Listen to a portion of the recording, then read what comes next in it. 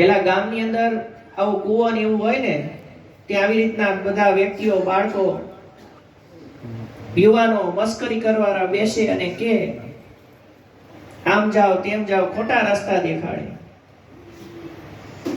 પણ અહીંયા હરિની ઈચ્છા છે, કારણ કે અજામિલ નામનો બ્રાહ્મણ કુસંગ થવાથી એનું બ્રહ્મ તેજને ખોયો છે.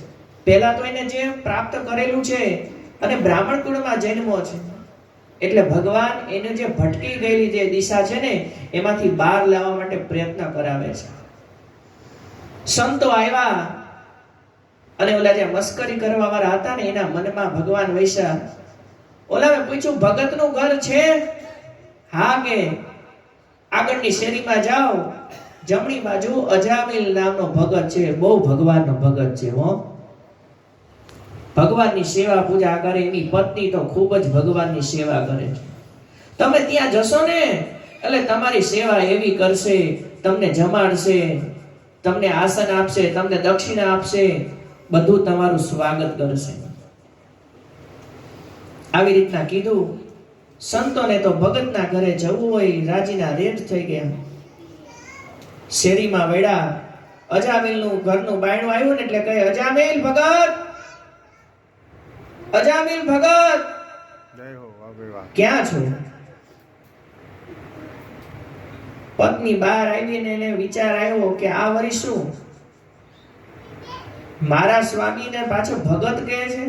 સારું જે થાય સારું થાય છે,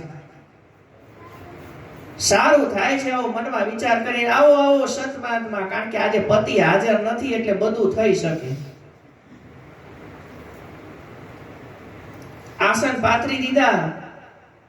આસન પાથરી એમના પગ ધોયા, એમને સરસ મજાના વસ્ત્ર આપ્યા અને કીધું બેસો, હમણાં થોડીક વારની અંદર રસોઈનો પ્રબંધ કરું છું. ગર્ભ છે અને ઋષિગણો આવ્યા છે, સંતો આવ્યા છે, અને આવા સમયે જ્યારે સંતોના પધરામણી થાય આપણા ઘરની અંદર, ત્યારે આપણો વિચાર વાયુ જે હોય ને બદલાઈ જાય, આપણું ઘર પવિત્ર થાય. અનેક શાસ્ત્રમાં કીધેલું છે, જ્યાં કોઈ વ્યક્તિ આવતા નથી ને અતિથિ, એ ઘર સ્મશાન ભૂમિ છે. જે ઘરની અંદર અતિથિનો સત્કાર નથી થતો એ ઘર સ્મશાન ભૂમિ છે.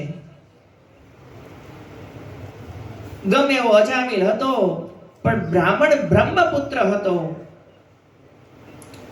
આગળમાં કથામાં કીધું કે 101 જ્યારે તમારા પુણ્ય ભેગા થાય ને ત્યારે બ્રાહ્મણ કુળમાં જન્મ થાય. પછી એ કુસંગને કારણે ભલે ગમે તે કર્મ કરે અને એના હિસાબે એને જે ધર્મ છે ધર્મથી વિહીન થઈ જાય, પણ જો આગળ જો એને ધર્મ કરેલો હોય તો ભગવાન એને પાછો લાવવા માટે પ્રયત્ન કરે, કારણ કે વિષ્ણુ બ્રાહ્મણ પ્રિય. એટલા માટે શાસ્ત્રમાં એવું કીધેલું છે કે જ્યારે પણ ત્યારે ધર્મ કાર્ય કરો ને ત્યારે વિષ્ણુ ભગવાનનું નામ લેવું. નવચંડી કરો, ભગવાન મહારુદ્રનો યજ્ઞ કરો, કોઈ પણ યજ્ઞ કરો, સંકલ્પ વખતે ભગવાન વિષ્ણુનું સ્મરણ કરવાનું. સંકલ્પ પૂરો થાય ત્યારે ભગવાન વિષ્ણુનું સ્મરણ કરવાનું, તો તમારું કાર્ય સિદ્ધ થશે.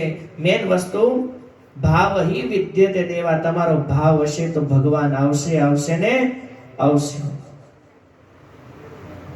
સરસ મજાની રસોઈ તૈયાર થઈ, ભગવાનને થાળ કરાવ્યો છે. ઋષિગણો, સંતો, મહાત્માઓ ભોજનને ગ્રહણ કરે. બ્રાહ્મણને ત્યારે જ્યારે પણ જમાડો ત્યારે એક નિયમ છે. શાસ્ત્રમાં કીધેલું છે કે જે બ્રાહ્મણ જમે ને એ બ્રાહ્મણ ભોજન કરે, એમના શરીરની અંદર ભગવાન વિષ્ણુ વાયુ સ્વરૂપે આવે છે અને એ ભોજનને ગ્રહણ કરે છે. ભગવાન જમી જાય તમને ખબર ન પડે. એટલા માટે ઘણીવાર બ્રાહ્મણો જમ્યા પછી બહાર આવે ને તો એમ કે હજી અમને ભૂખ લાગી છે. તો આટલું બધું જમ્યા, એ વાયુ સ્વરૂપે તમારા જે ભોજન છે એ ભોજનને વિષ્ણુ ભગવાન ગ્રહણ કરે છે, એ ભોજનને તમારા પિતૃઓ ગ્રહણ કરે છે. અને પિતૃઓને ભોજન કરાવવું હોય, જ્યારે બ્રાહ્મણ જમાડવા હોય, ત્યારે એવું કહે છે શાસ્ત્રને કે પોતાના હાથે અથવા બ્રાહ્મણના હાથે બનાવેલી જે રસોઈ હોય ને, એ રસોઈ બ્રાહ્મણને બનાવવી, અને એ રસોઈ બ્રાહ્મણે જે બનાવેલી હોય અથવા પોતાના હાથે જે બનાવેલી હોય એ રસોઈ જમાડવી. ખાસ કરીને યોગ્ય હોય તો બ્રાહ્મણના હાથે જ રસોઈ બનાવવી,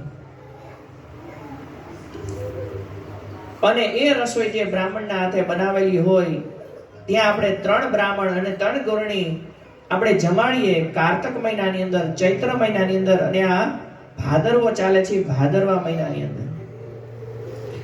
બધા એમ કે બ્રાહ્મણોને તો લાડવા ભાવે, પણ એવું નથી, સમજીને કરવું. કારતક મહિનો હોય ને તો લાડવા, જે સમયે જે અન્ન ચાલતું હોય, જે દ્રવ્ય ચાલતું હોય એ પ્રમાણે ભોજન કરાવાય. મૂળા છે, લીલી વનસ્પતિ છે.